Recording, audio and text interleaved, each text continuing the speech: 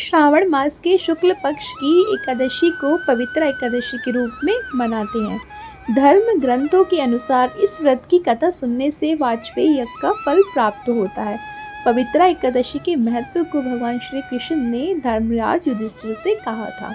इसका महात्म्य सुनकर मनुष्य पापों से मुक्त हो जाता है तथा इहलोक में सुख पाकर परलोक में स्वर्गीय गति को प्राप्त होता है।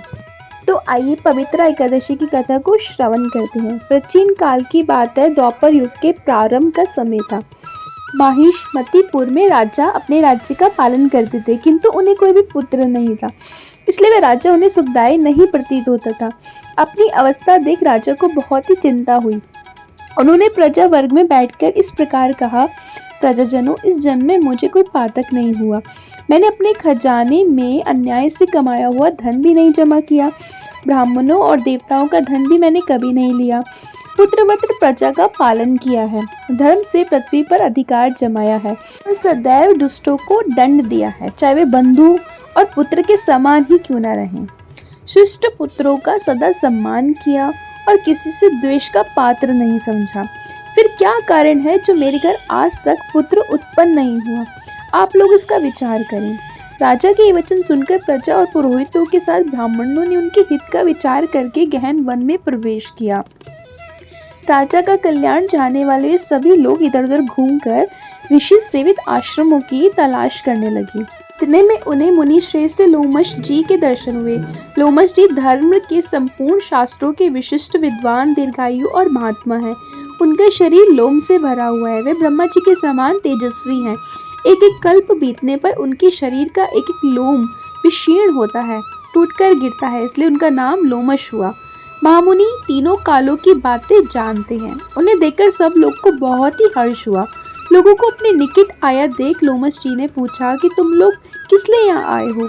अपने आगमन का कारण बताओ। तुम लोग के लिए जो हितकर कार्य होगा मैं उसे अवश्य करूँगा। प्रजाजनों ने कहा, ब्राह्मण, इस समय जो राजा हैं उनका कोई पुत्र नहीं है। हम लोग उन्हीं की प्रजा हैं जिनका उन्होंने पुत्र की भांति पालन किया है। उन्हें पुत्रहीन देखकर उनके दुख से दुखित हो हम तपस्या करने का निश्चय करके यहाँ पर आए हैं। राजा के भाग्य से इस समय हमें आपका दर्शन मिल गया। महापुरुषों के दर्शन से मनुष्य के सब कार्य सिद्ध हो जाते हैं।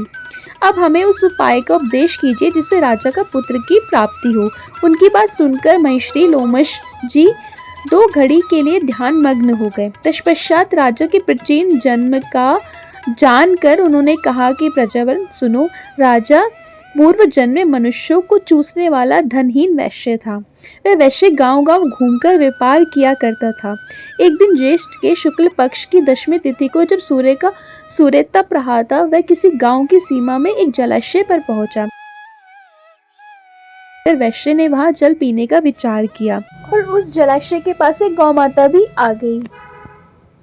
वह प्यास से व्याकुल और ताप से पीड़ित थी और वह गौ माता उस जलाशय में पानी पीने लगी। वैश्य ने पानी पीती हुई गाय को हाहाकार दूर हटा दिया और स्वयं पानी पीने लगा।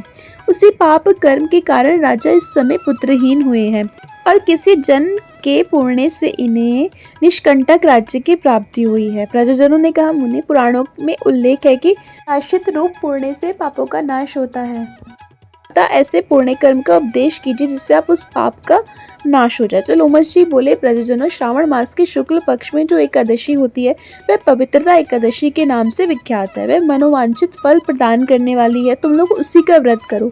यह सुनकर सभी प्रजा बहुत ही प्रसन्न हो गई और मुनि को नमस्कार किया। नगर में आकर विधि पूर्वक पवित्र एकादशी के व्रत का अनुष्ठान किया। उन्होंने विधि पूर्वक जागरण भी किया और निर्मल पुण्य राजा को अर्पित कर दिया। तत्पश्चात रानी ने गर्भधारण किया और प्रसव के समय आने पर उन्हें बलवान पुत्र को जन्म दिया। इसका महात्म्य सुनकर मनुष्य पापों से मुक्त हो जाता है तथा इहलोक में सुख पाकर परलोक में स्वर्गीय गति को प्राप्त होता है। तो ऐसी ये सुंदर पवित्र एकादशी, तो आप सभी भक्त जन भी इस पवित्र एकादशी का अवश्य पालन करें और जो संतानहीन है, जो संतान की इच्छा चाहते हैं, वो इस व्रत को अवश्य करें और इस कथा को सभी भक्त लोगों तक पहुंचाएं। तो मिलते हैं नेक्स्ट वीडियो में, तब तक सभी भक्तों को राधे राधे।